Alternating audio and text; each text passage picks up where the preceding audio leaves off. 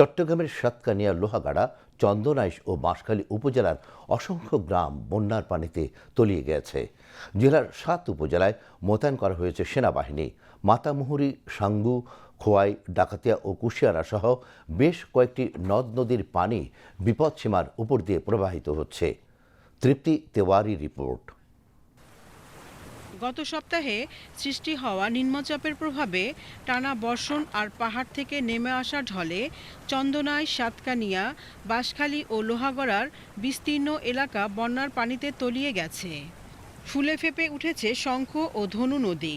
পানিবন্দী হয়ে পড়েছে হাজার হাজার মানুষ।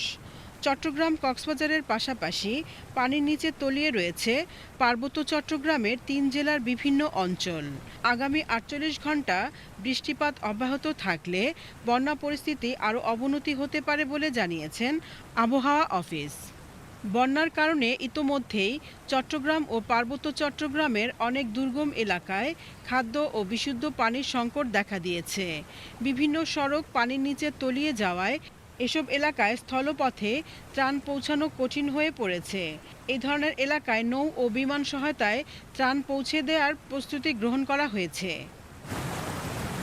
এদিকে উত্তর পূর্বাঞ্চলের খোয়াই, মনু ও কুশিয়ারা নদীর বিভিন্ন পয়েন্টের পানি বিপদসীমার উপর দিয়ে অতিক্রম করছে। এর মধ্যে সুনামগঞ্জের মারকুলি এবং সিলেটের ফেঞ্চুগঞ্জ পয়েন্টে কুশিয়ারা নদীর পানি বিপদসীমার উপর দিয়ে প্রবাহিত হচ্ছে। আগামী ২৪ ঘণ্টায় সুরমা, কুশিয়ারা ও মনু নদীর পানি আরও বৃদ্ধি পাওয়ার সম্ভাবনা রয়েছে। এতে কুশিয়ারা ও সুরমা নদী সংলগ্ন সিলেট ও সুনামগঞ্জের নিম্নাঞ্চলের বন্যা পরিস্থিতি আরও খারাপ হতে পারে।